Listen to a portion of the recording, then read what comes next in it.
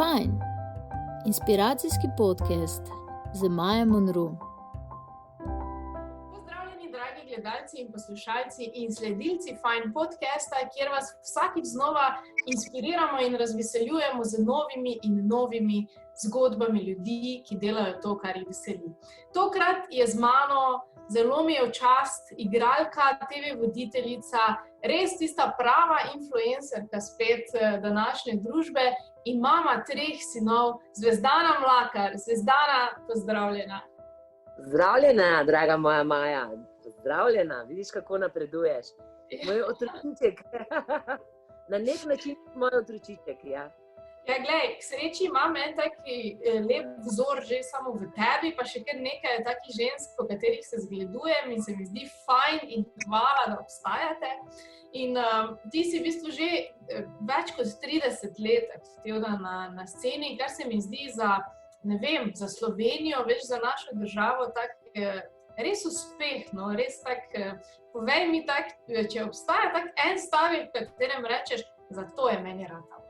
Meni je ratalo zaradi zvestobe sebi. Naprimer, v enem stavku, ne? To je v bistvu zelo dober stavek, ne moram kar povedati, ker ravno zaradi tega recimo te jaz občudujem, pa verjamem, da še marsikdo drug, pa tudi prebrala sem, ko sem zdaj še malo bolj poglobljeno raziskovala o tebi, da zelo poudarjaš to samosvojost, ne, to sledenje svojemu srcu in tak.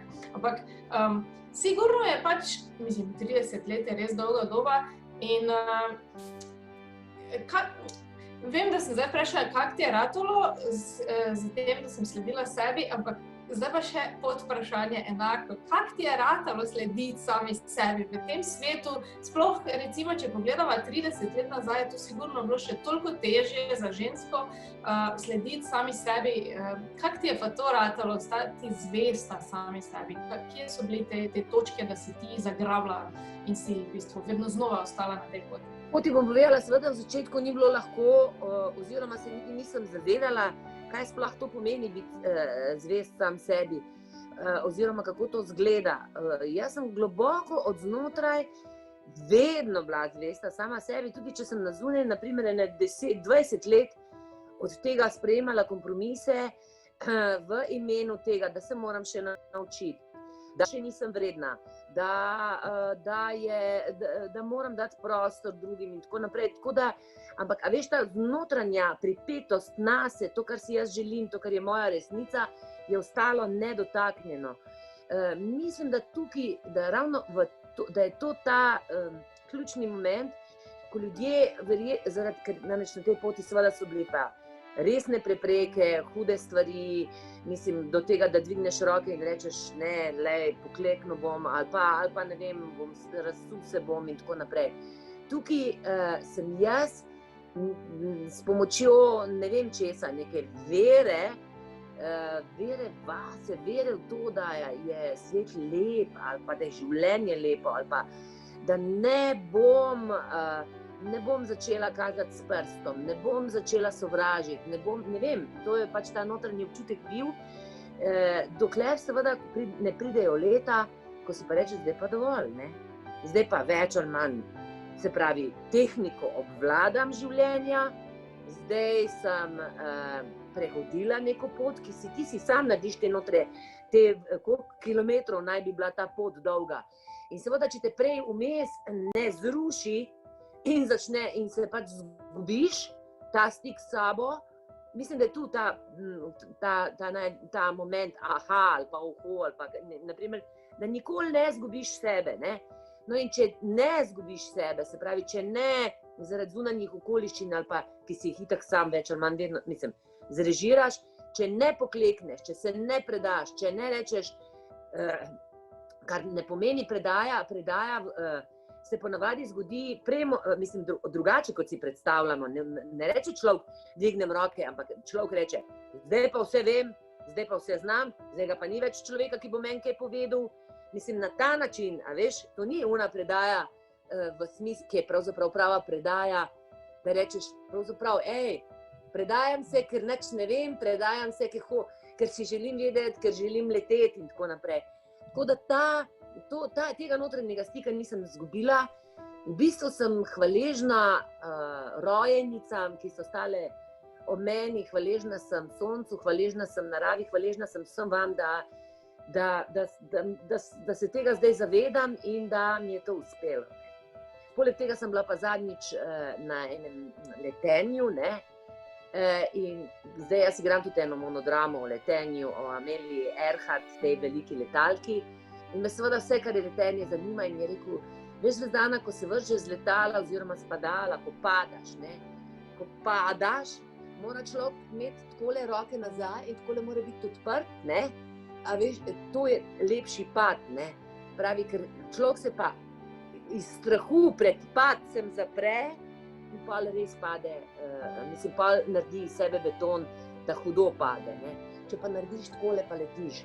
In tako moraš spuščati življenje skozi sebe. No, in meni je, na primer, ta tehnika padanja oziroma letenja, mislim, bila tako simbolična, tudi na življenje se lahko asociiraš. Res je, ampak povej mi, so ti recimo vloge, ko si jih igrala kot igralka, pomagale pri tem v bistvu tudi, da si lahko še bolj v bistvu doživljala sebe, ker pri igralcih dejansko je to, ker se mi zdi povezano. Če si igralec, dostikrat daš celega sebe noter, ne? In koliko je tebi to pomagalo pri tem, da si v bistvu spoznavala sebe in se v bistvu oprijemala te svoje biti, ko si šla po življenju naprej?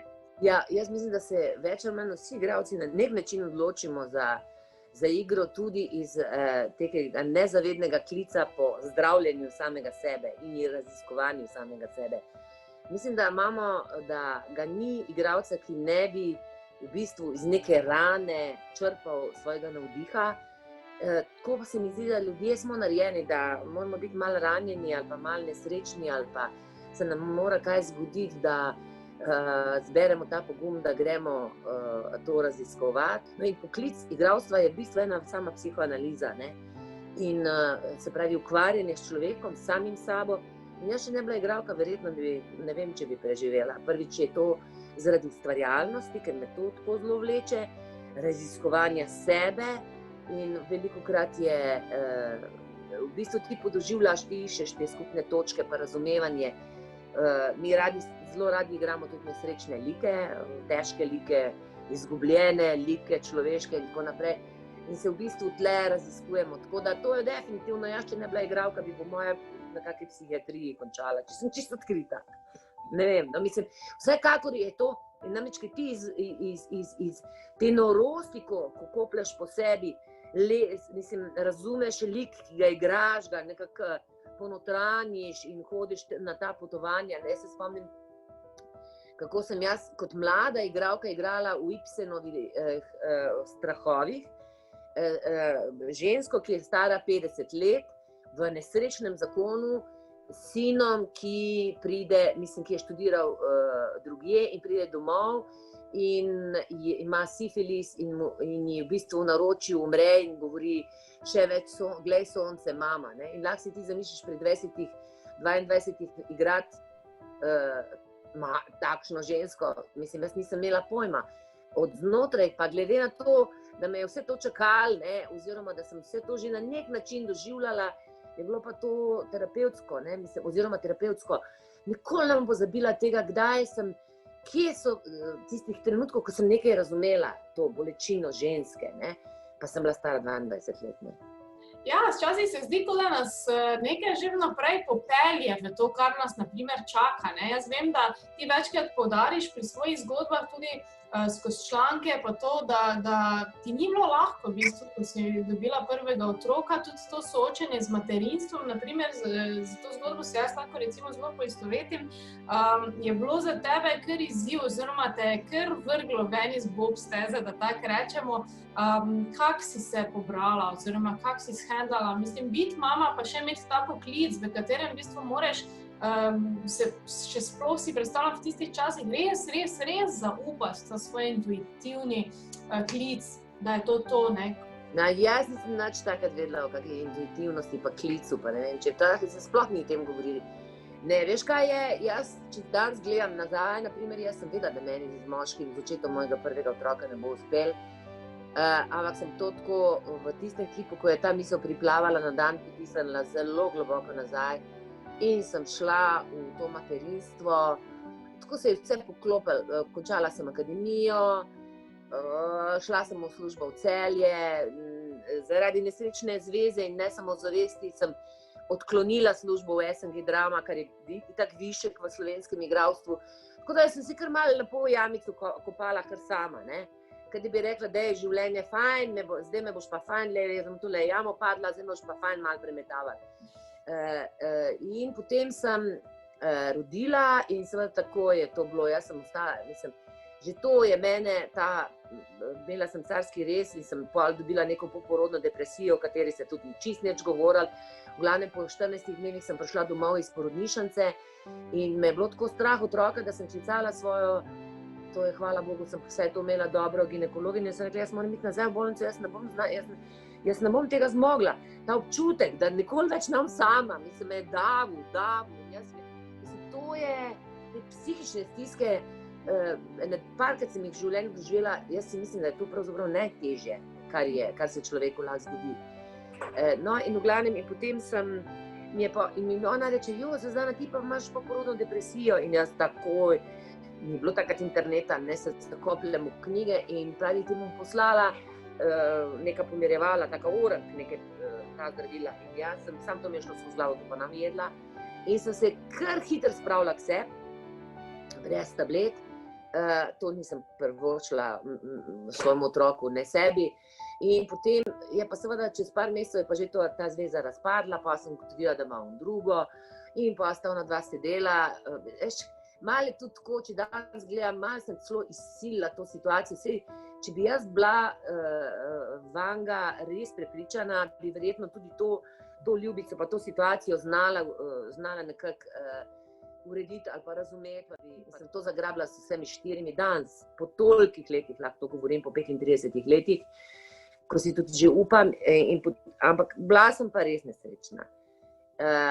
Jaz mislim, da če bi v litrih solze šteli, bi to 100 litrov solza takrat v tistem letu.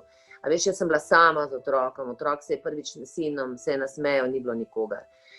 Je prvič kaj naredil, stopil, ni bilo nikogar.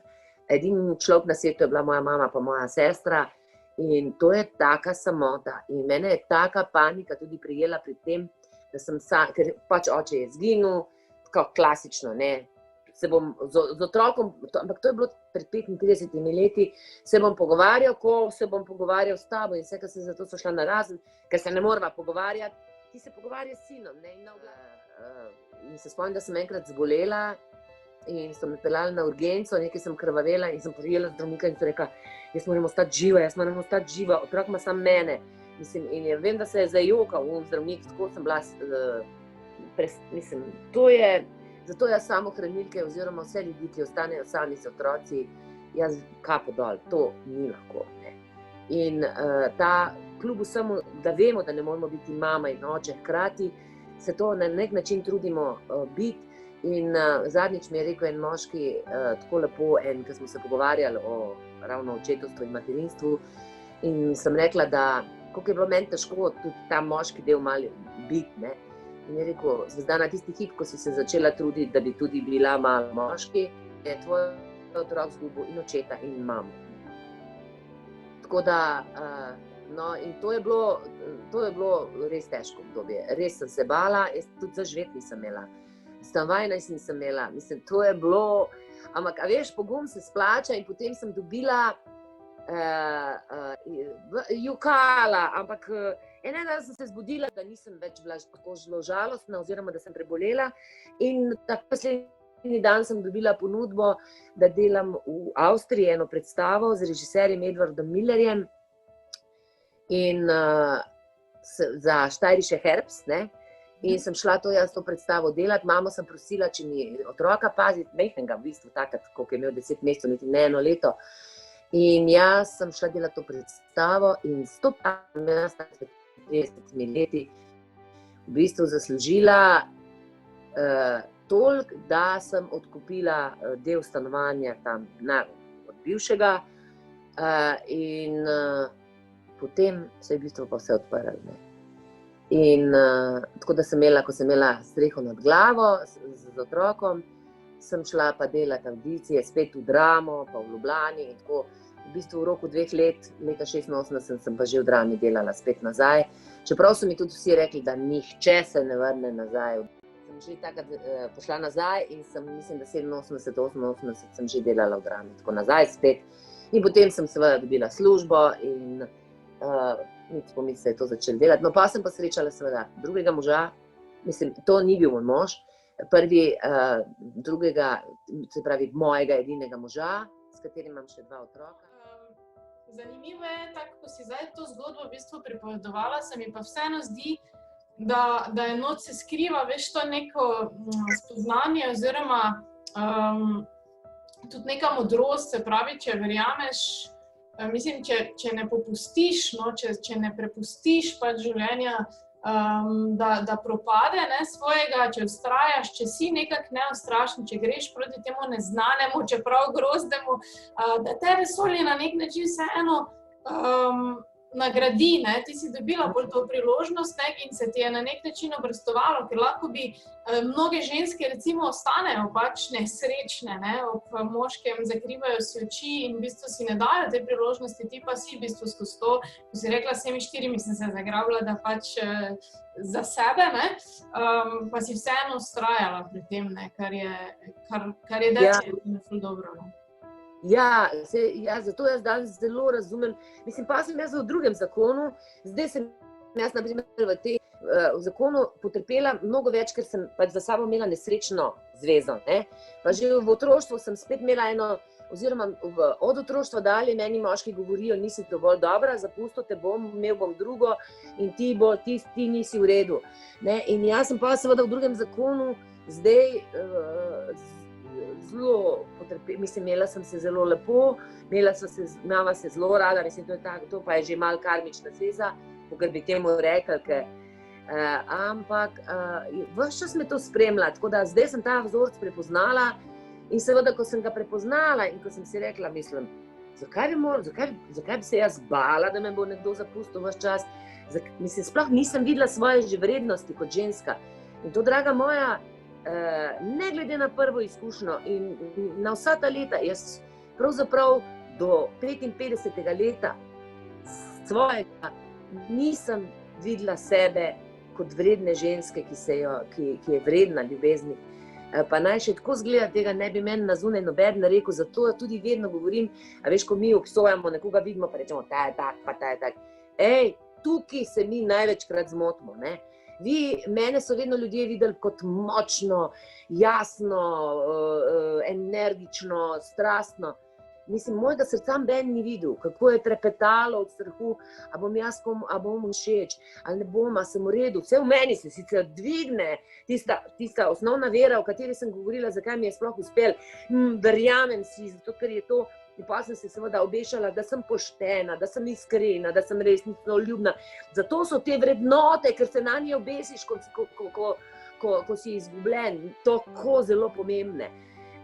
Ampak to, da bi mi pa bilo tako jasno, da kakšen vzorec plešem jaz v svojem življenju, sem pa rabila jaz 56 let.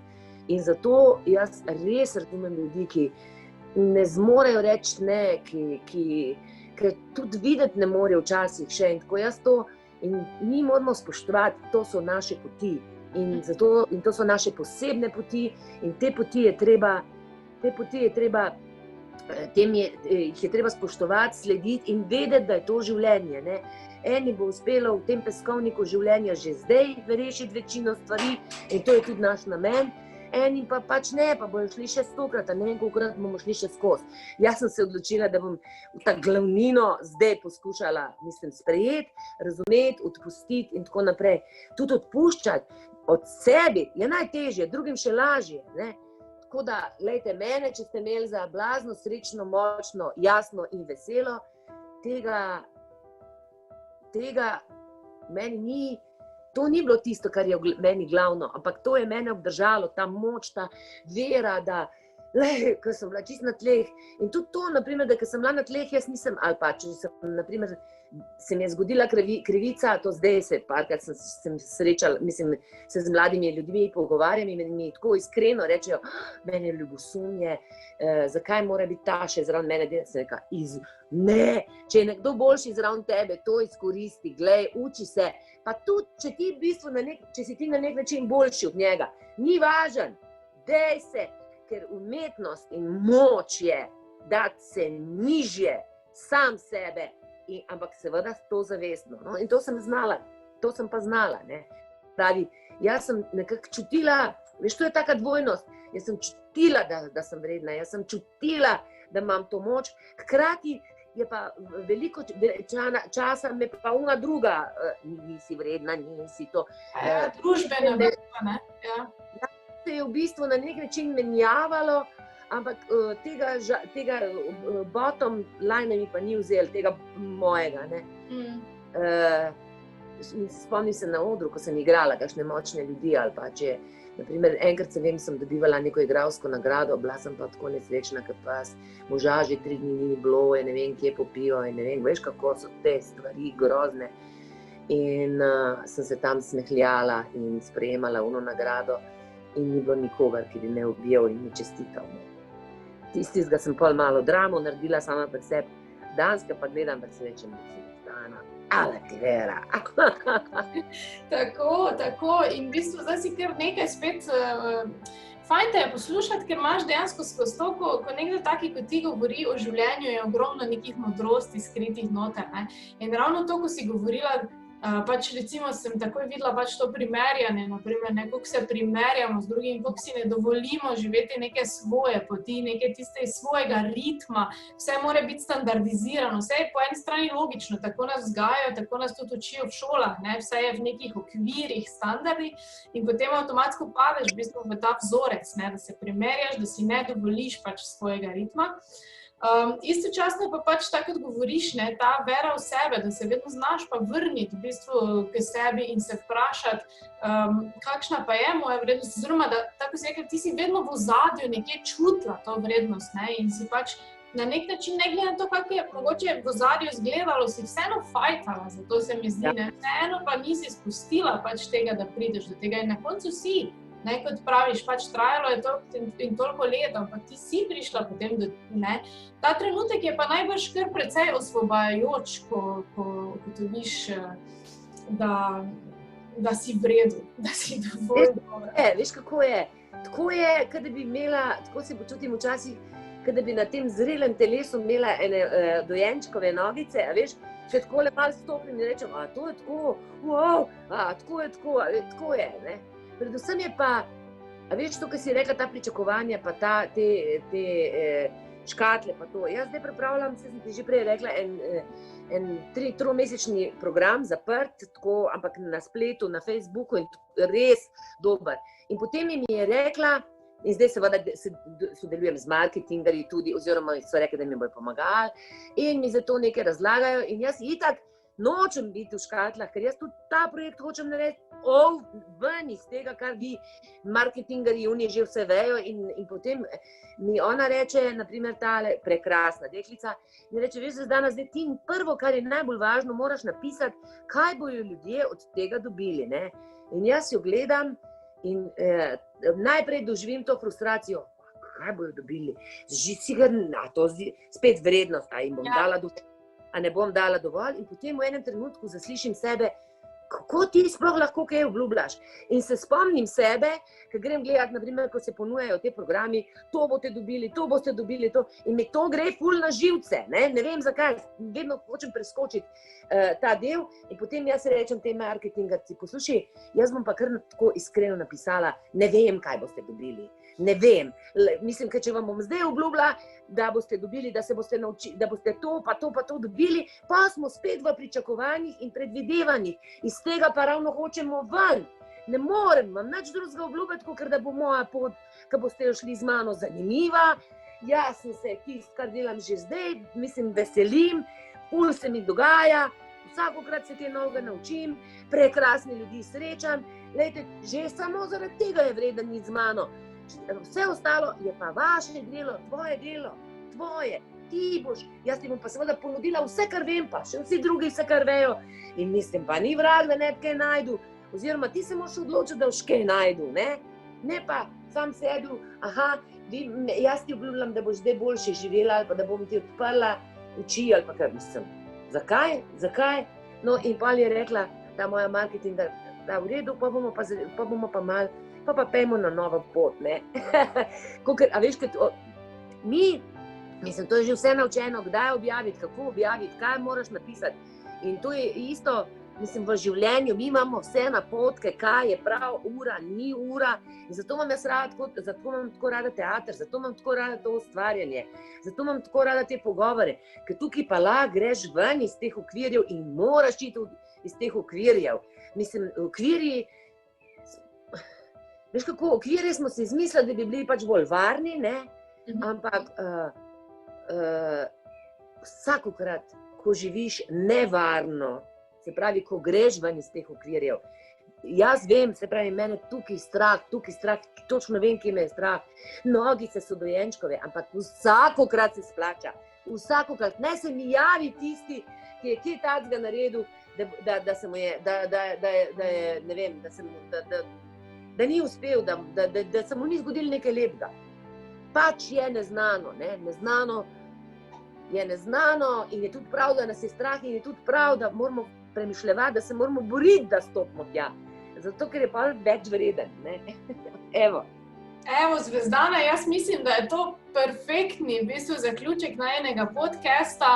Ravno to, kot govoriš, se pravi, treba iti out of the box, treba iti preko te okvirjev. Meni se zdi, da smo vsi tak nekako zadušeni, samo nas nekaj duši, pa veže, pa to, ampak to je ravno zaradi teh okvirov, kot praviš, Toliko smo zaverovani v to, da rabimo šablone, okvire, pravila, navodila in to, da ne upamo biti več svobodni, In v trenutku, ko pač si pa dovoliš to neko svobodo brez omejitev, pa pride pač ta neka nagrada in odpre se ti srce in potem se začnejo stvari dogajati same v sebe. Tako da, gledalci in poslušalci Fine podcasta, to naj bo danes in za vse dni naprej pač nek drive za vas, neko navodilo, če hočete, pa spustite navodila, dovolite si pač raziskati svet izven okvirjev in spomnite se vedno znova na ta pogovor z Zvezdano Mlakar, ki je našla pač to svojo svobodo. Počekirajte njen program in se imejte tako fajn z nami, kot tudi z njo in lepo bodite, čau! Čau!